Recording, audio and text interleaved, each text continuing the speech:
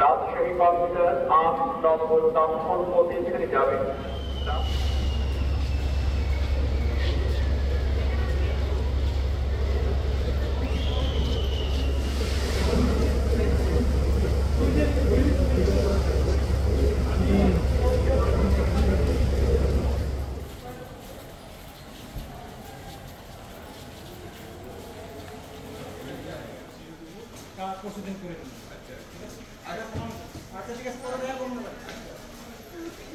আলহামদুলিল্লাহ, মানে বাড়িতে যাওয়ার কথা শুনলেই তো মনের মধ্যে আলাদা একটা ভালো লাগে, এটাই তো স্বাভাবিক। এই জন্যই তো ধরেন যত কষ্টই হোক, যত বস্তা থাকুক, ব্যাগ থাকুক, যত লাগেজ থাকুক, কষ্ট হয় না বহন করতে।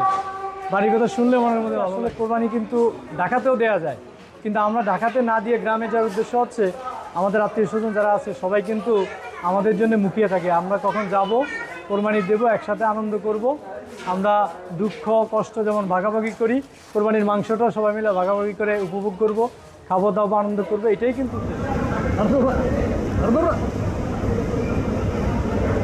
গেল ট্রেন ছেড়ে দিল।